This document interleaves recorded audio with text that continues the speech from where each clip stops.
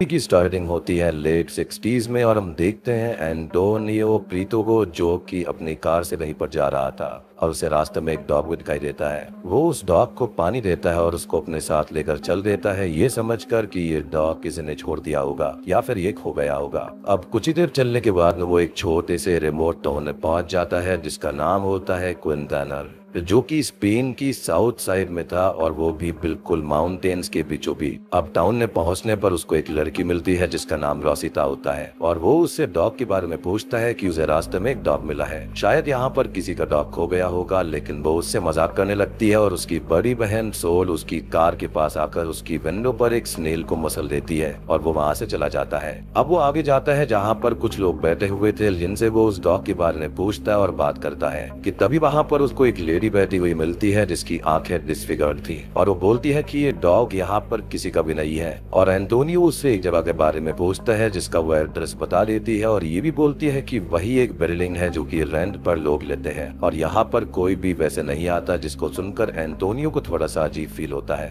खैर अब वो उस मैनर के पास में जाता है जो कि टाउन की आउटसाइड में था और यहाँ पर उसको बर्ता मिलती है जो कि रियल एस्टेट एजेंट होती है इस घर के लिए। और इस मैनर के बारे में उनका पहले भी डिस्कशन हो गया था कि वो उसको रेंट पर लेने वाला है। ये मैनर 2 सेंचुरीज पुराना था और काफी बड़ा भी था। थोड़ा बहुत घूमते हुए एंटोनियो वहाँ पर बुक शेल्फ को देखता है और वॉल पर लगे हुए एनिमल हेड्स को देखता है जिसके बारे में बर्ता बोलती है कि वो उनको हटवा देगी अगर एंटोनियो को उससे कोई दिक्कत है, जिस पर वो मना कर देता है कि सब कुछ ठीक है। अब उसे ये मैनर बहुत पसंद आता है और वो यहाँ पर रुकने के लिए एग्री भी हो जाता है। वो बर्ता के साथ 1 महीने के लिए इस घर को रेंट करने का कॉन्ट्रैक्ट भी साइन कर लेता है और हमको पता चलता है कि वो एक बहुत ही बड़ा ऑथर है जिसकी किताब काफी फेमस होती है। अब वो लोग बातें करते करते घर के बाहर आ जाते हैं और बर्ता पूछती है कि इस टाउन के बारे में उसे कैसे पता चला, जिस पर वो बोलता है कि उसने एक एड देखी थी और फिर कॉल किया था क्योंकि वो अकेले और आइसोलेटेड रहना चाहता है। जिस पर बर्ता बोलते हैं कि फिर तो ये टाउन उसके लिए बेस्ट चॉइस है क्योंकि ये आइसोलेटेड है और इसके बारे में ज्यादा किसी को पता भी नहीं है।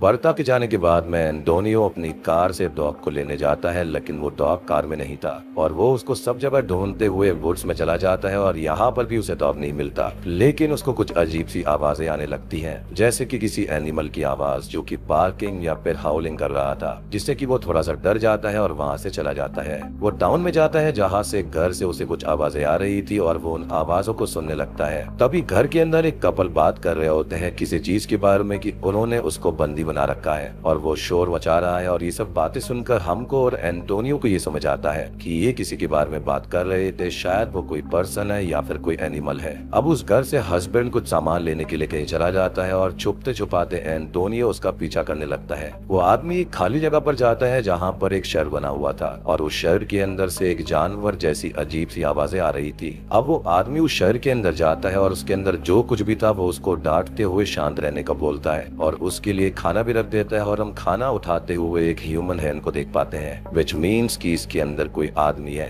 या फिर कोई औरत भी हो सकती है। लेकिन यहाँ पर आखिर है क्या, तो वो भी एंड होते होते हमको पता चल ही जाएगा। और ये सब चीजें छुप कर एंटोनियो देख रहा था और उस आदमी की आवाज को सुन रहा था। यानी कि टाउन में आए हुए एक दिन में नहीं हुआ और यहाँ पर ढेर सारे राज एंटोनियो को देखने को मिल गए हैं। खैर घर आकर अब वो अपनी नॉवल राइटिंग का काम शुरू करता है और उसके पब्लिशर का उसको कॉल आता है जिससे उसकी बहस हो जाती है और वो अपना फोन तोड़कर सोने चला जाता है। अब रात में हम घर के आसपास ढेर सारी हाउलिंग की आवाजों को सुन पाते हैं और ये आवाजें एंटोनियो को भी परेशान कर रही थी। अब अगले दिन मैनर के अंदर बर्ता फिर से आती है और उसकी कजन जुस्ता भी वहाँ पर आई थी जो कि 1 महीने एज अ मेड इस मैनर के अंदर काम करने वाली थी। एंटोनियो बर्ता को उन हाउलिंग साउंड के बारे में बताता है जिस पर वो कहती है कि पहाड़ों में वुल्फ रहते हैं और वही यहाँ पर हाउल करते होंगे, तो बिल्कुल भी डरे नहीं क्योंकि वो टाउन में नहीं आते हैं। और जुस्ता बोलती है कि वुल्व्स टाउन को प्रोटेक्ट करते हैं। अब बातों ही बातों में एंटोनियो बर्ता से उस शहर के बारे में बात करता है जो कि उसने रात में देखा था और उसके अंदर किसी एनिमल या फिर पर्सन की आवाज भी आ रही थी, जिस पर वो ये बोलती है कि इस बारे में उसको कोई भी आइडिया नहीं है। हालांकि उस शहर की बात आते ही हम उसके एक्सप्रेशंस में चेंज को महसूस कर पाते हैं। अब तभी वहाँ पर जुस्ता की बेटियां आ जाती हैं जिनके नाम रोसिता और सोर होते हैं और वो लोग एंटोनियो से बात करने लगती है कि आखिर उन्हें डॉग मिला या फिर नहीं, जिस पर वो ये बोलता है कि वो यहीं पर होगा और वो तो ये कहती है कि वो बातें बना रहा है और कोई भी डॉग वहाँ पर नहीं है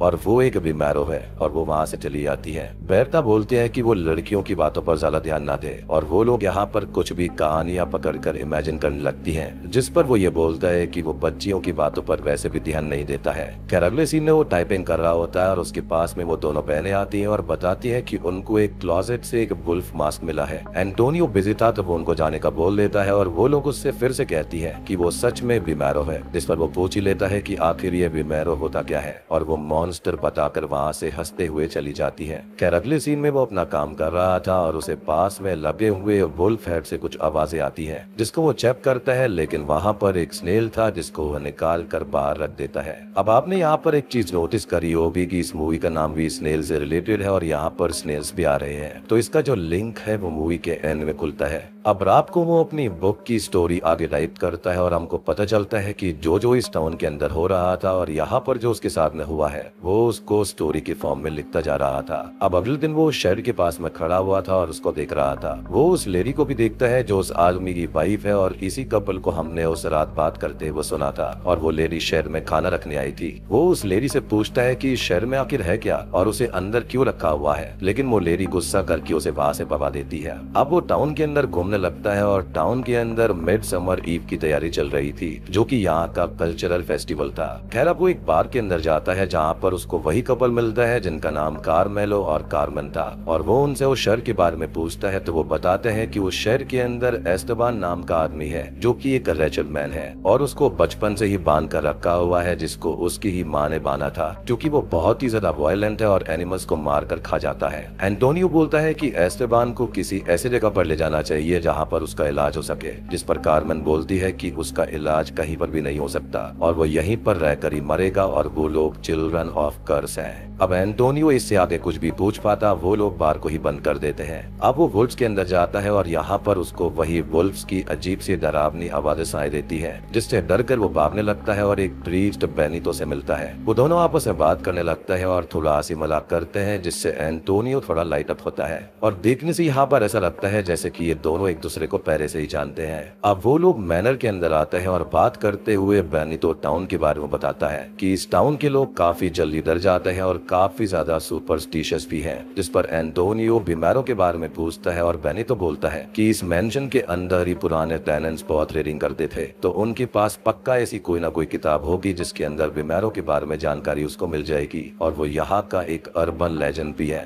रात को एंटोनियो बुक शेल्फ में वो बुक ढूंढने लगता है जिसके अंदर बीमारों के बारे में इंफॉर्मेशन होगी, लेकिन फिलहाल उसको वो किताब कहीं पर भी नहीं मिलती, और वो नोटिस करता है कि वुल्फ हेयर की जो आंखें हैं वो निकली हुई हैं, क्योंकि नीचे भी नहीं गिरी थी, और वो जो वुल्फ होता है उसका हेयर मूवमेंट करता है, जिससे कि वो थोड़ा सा डर जाता है और वहीं गिर जाता है, जिसके बाद में उसे बेहोशी छा जाती है और उसे एक नाइटमेयर आता है जिसके अंदर कोई वुड्स में डरकर भाग रहा था, और कुछ ही देर के बाद में उसको होश आता है तो रोड पर मिला हुआ डॉग घर पर वापस आ गया था, लेकिन वो खून में भीगा हुआ था और वो उसको नहला देता है। और इन सीन्स को भी याद रखना क्योंकि इनका सिग्निफिकेंस आने वाले टाइम में होने वाला है। अब अगले दिन उससे मिलने फिर से बर्ता आती है और वो दोनों बात करने लगते हैं। वो बताती है कि ये टाउन लास्ट टाउन है जो कि स्पेन की नेशनल रजिस्ट्री पर शो होता है, और इसके अलावा ये किसी और मैप पर शो नहीं होता, और इसलिए इसको गोस्ट टाउन माना जाता है और सबको लगता है कि ये एग्जिस्ट ही नहीं करता। वो आगे ये भी बोलती है कि उसने झूठ बोला था उस शहर के बारे में, उसको पता है कि उस शहर के अंदर एस्टेबान है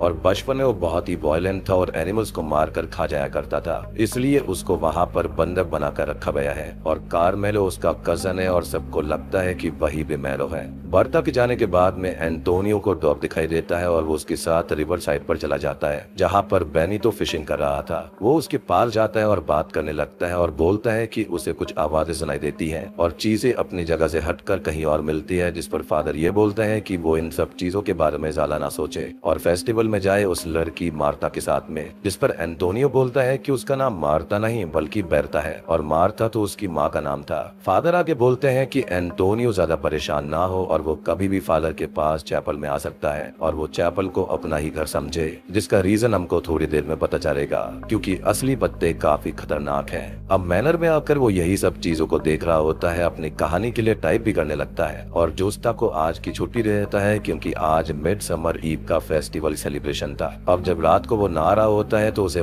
बाथटब में पानी के अंदर हलचल दिखाई देती है। साथ ही साथ घर के अंदर से अजीब सी आवाजें सुनाई देने लगती हैं और जब वो दूसरे रूम में जाकर चेक करता है तो उसे वुल्फ हेयर की आंखें रखी हुई मिलती हैं। अब अगले सीन में वो फेस्टिवल में जाता है जहाँ पर बेरता से उसकी थोड़ी बहुत बात होती है और कार्मेलो और कुछ लोग उसके साथ में मजाक करने लगते हैं और बेरता उसे वहाँ से लेकर चली जाती है। वो दोनों अब जंगल में बैठे हुए थे और यहाँ पर बात करते हुए वो बेरता से विमेरो के बारे में पूछता है तो वो बताती है कि विमेरो असल में एक मॉन्स्टर है जो कि कई सालों बाद टाउन में आता है, लेकिन टाउन में आने के साथ साथ वो वहाँ की औरतों को भी मार डालता है। लोगों का ये भी कहना और मानना है कि मिडसमर ईव को ही वो रीइंकार्नेट होता है किसी एनिमल या फिर किसी पर्सन के रूप में और अपनी किलिंग शो करता है। और बहुत समय पहले यहाँ की कुछ फैमिलीज ने उससे लड़कर उसको भगा दिया था। जाते जाते उसने उन फैमिलीज को कर्ज दिया कि उनकी आने वाली पीढ़ियों में कुछ ना कुछ कमी होगी और वो डिफॉर्म्ड पैदा होंगे, और ऐसा होता भी है आज इन फैमिलीज के डिसेंडेंट्स के साथ में, क्योंकि वो डिफॉर्म्ड ही पैदा होते हैं और एस्टेबान उन्हीं में से एक है। वहाँ पर अब कुछ लेडीज को हम देखते हैं जो कि बीमारों के लिए मीट और फूड एज एन ऑफरिंग्स लेकर आई थी,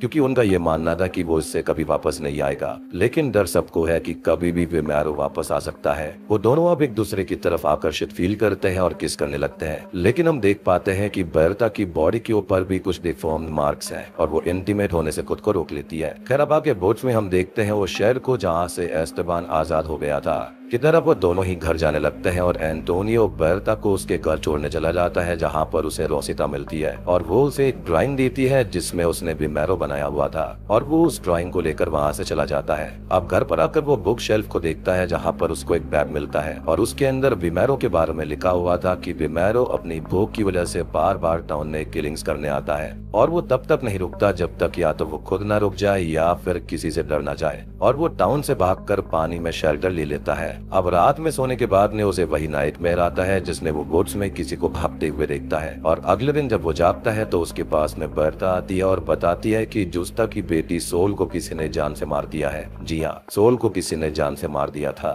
और साथ ही साथ वो ये भी बताती है कि उसकी कटी फटी हुई बॉडी रिवर साइड रोड पर मिली है। एंटोनियो ये सुनकर शॉक्ड हो जाता है और बेरता को संभालता है। अब उसके जाने के बाद वो काफी ज्यादा परेशान था और शराब देखता है जो कि खत्म हो गई थी, तो वो टाउन में शराब लेने के लिए चला जाता है। अब उसको रास्ते में सार्जेंट मौरी मिलते हैं जो कि सोल के मर्डर केस के सिलसिले में टाउन में आए हुए थे। वो उससे बात करते हैं और बताते हैं कि सोल की बॉडी को ऐसा चीरा फाड़ा गया है जैसे कि किसी जानवर ने ये काम किया हो, जिसको एंटोनियो सुनने नहीं पाता क्योंकि उसके टुकड़े टुकड़े कर दिए गए थे। मौरी आगे बोलते हैं कि उन्होंने टाउन में एक टेम्परेरी हेडक्वार्टर्स बनाया है क्योंकि ये टाउन छोटा सा है और यहाँ पर पुलिस तक नहीं है, और वो एक हफ्ते तक टाउन में रुकने वाले हैं इन्वेस्टिगेशन के लिए, और वो एंटोनियो से भी पूछताछ करेंगे जिस पर वो एग्री हो जाता है। अब वो बार में जाता है जहाँ पर वो कार्मेलो से बोलता है कि उसको लगता है कि एस्टेबान अपने शर्ट से भाग गया है और खुला घूम रहा है और उसने ही सोल को मारा है। ये सुनकर उसे गुस्सा आ जाता है और वो एंटोनियो को पंच करके वहाँ से भगा देता है। अब एंटोनियो शहर देखने जाता है जो कि खाली था और वो समझ जाता है कि ये काम एस्टेबान का ही है। वो अब पुलिस हेडक्वार्टर जाता है मौरी को उसके बारे में बताने के लिए, लेकिन अभी वो वहाँ पर नहीं थे और रिपोर्टिंग ऑफिसर नेक्स्ट मॉर्निंग उसको आने के लिए बोलते हैं। घर जाते वक्त उसे फिर से वही हाउलिंग आवाज सुनाई देती है, लेकिन यहाँ पर वो नशे और गुस्से में था, तो वो चिल्लाकर बोलता है कि वहाँ पर जो कोई भी है वो बाहर आए क्योंकि वो उससे नहीं डरता, और घर आकर वो अपनी नोवेल की स्टोरी आगे बढ़ाने लगता है। अगले दिन वो मौरी से मिलता है और उसको एस्टेबान के बारे में बताता है और मौरी एस्टेबान के लिए स्वर शुरू कर देते हैं।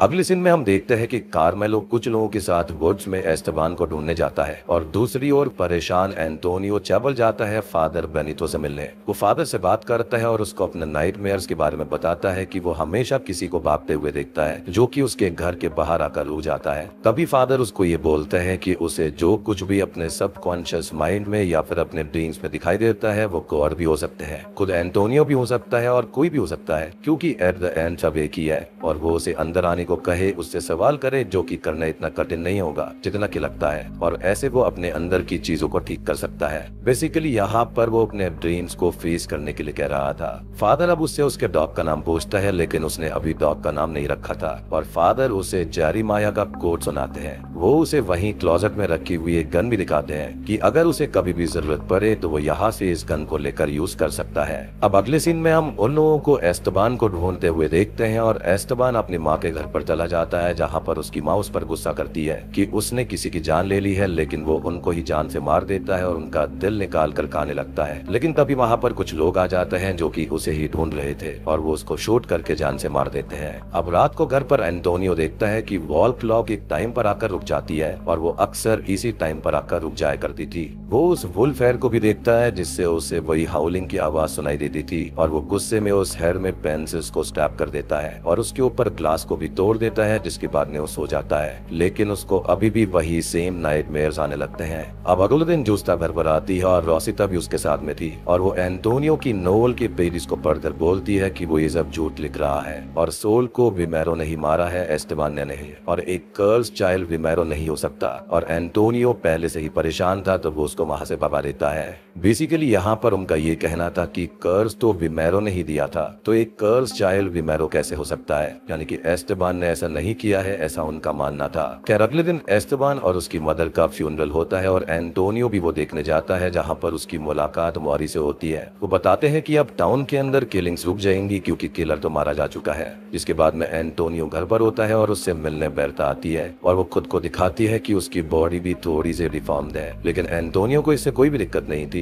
और वो दोनों इंटीमेट होने लगते हैं। अब कुछ ही देर के बाद में वो डॉग जो होता है वो रूम के बाहर आकर खड़ा होकर भौंकने लगता है और वो उसे भगाता है, लेकिन शॉकिंगली बेरता को वो डॉग नहीं दिखाई दे रहा था। जी हाँ, और सिर्फ एंटोनियो ही उस डॉग को सुन पा रहा था और देख पा रहा था, जो कि काफी शॉकिंग था। अब वो उस डॉग के पीछे जाता है और वो डॉग उसे एक मैप दिखाता है जिसके अंदर एक पेपर कटिंग होती है और इसके अंदर एक न्यूज थी एक आदमी की जो कि एक लैटिन अमेरिकन था और क्विंटाना डाउन में उसने अपनी वाइफ और 2 बच्चियों को जान से मार दिया था पागल होकर, और खुद भी रिवर में जंप करके सुसाइड कर लिया और उसके बेटे को इस ट्रॉमा से बचाने की उम्मीद में एक ऑर्फनेज में उसको भेज दिया गया था। और दोस्तों अभी यहाँ पर खुलते हैं इस मूवी के असली पत्ते। ये बच्चा कोई और नहीं बल्कि एंटोनियो था। जी हाँ, और उसका फादर भी कोई और नहीं बल्कि बेनितो था। यानी कि ये डॉग जो उसको दिखाई दिया करता था ये उसके बचपन का डॉग था और बचपन में वो इसी टाउन में रहा करता था, तो उसकी बर्ता और जोस्ता से फ्रेंडशिप भी थी और बर्ता उसे गिफ्ट में स्नेल्स दिया करती थी और यही रीजन था कि उसको स्नेल्स दिखाई दिया करते थे, जिनका यही सिग्निफिकेंस है कि वो इसी टाउन से बिलोंग करता है। अब ये सब पढ़कर एंटोनियो परेशान हो जाता है और चैपल जाता है, जहाँ पर जाकर दूसरी शॉकिंग चीज रिवील होती है कि ये चैपल बिल्कुल अबैंडन था और क्लोजेट के अंदर वो ये देखता है कि उसकी ही खून से भीगी हुई शर्ट रखी हुई थी। और तभी हम फ्लैशबैक देखते हैं कि एंटोनियो ने ही एस्टेबान को शेड से खोलकर उसको आजाद कर दिया था। जी हाँ, और उसने ही रिवर साइड रोड पर सोल को जान से मारा था। यानी कि ये जो अर्बन लेजेंड था वो कुछ और नहीं बल्कि उसके पिता और ये खुद था। यानी कि ये जो मॉन्स्टर बाहर से आया करता था और रिवर की साइड चला जाया करता था ये कुछ और नहीं बल्कि यही बाप बेटे थे। और सबसे बड़ी बात ये थी कि उसको ये सारी बातें पता ही नहीं थी कि वो कर क्या रहा है। उसके सबकॉन्शियस माइंड में उसने फादर की बातें उसने सुनी थी जो कि रियल नहीं थी और अपने फादर की तरह एंटोनियो खुद किसी तरह के पागलपन में ये सब कर रहा था और ये सब कुछ करके वो भूल जाया करता था और डॉग के ऊपर लगे हुए ब्लर को साफ करना और ये सारी चीजें वो खुद के साथ किया करता था, तभी तो उसको कुछ भी याद नहीं रहा करता था।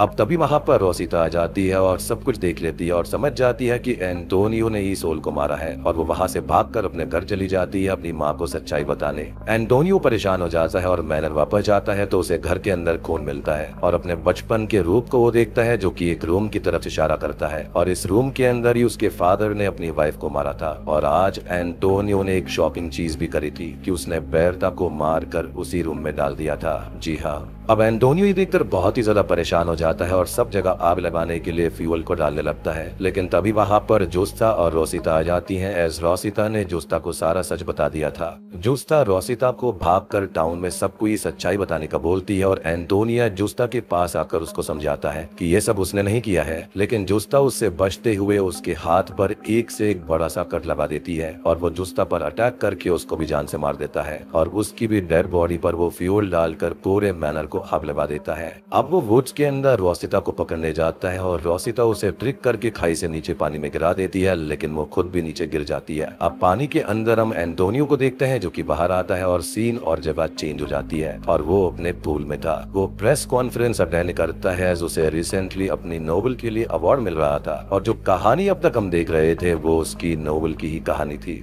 जिसका नाम है द हाउस ऑफ स्नेल्स, जो कि इस मूवी का भी टाइटल है। वो प्रेस के सवालों के जवाब देते हुए ये बोलता है कि ये सब फिक्शन है, लेकिन हम उसके हाथ पर शॉकिंगली एक बड़ा सा कट देख पाते हैं जो कि उसको जुस्ता ने दिया था। यानी कि ये सारी की सारी कहानी बिल्कुल सच थी और ये कोई फिक्शन नहीं नहीं था। बेसिकली ये एक साइकोपैथ था जो कि अपने फायदे के लिए बाहर से ऐसे शहरों में आया करता था, छोटे छोटे टाउन के अंदर आया करता था जहाँ पर वो अपनी कहानी रियल तरह से बनाया करता। साथ ही साथ वो प्रेस को ये भी बताता है कि उसने एक लेजेंड रेड शार्क ऑफ बाबे के बारे में सुना है जो कि कोस्टल टाउन में है और उसकी अगली कहानी वही हो सकती है। मूवी के एंडिंग सीन में हम उसे अपनी नई नोवेल के सफर पर जाते हुए देखते हैं और उसे रास्ते में एक दूसरा डॉग मिलता है जो कि असल में वहां पर नहीं था।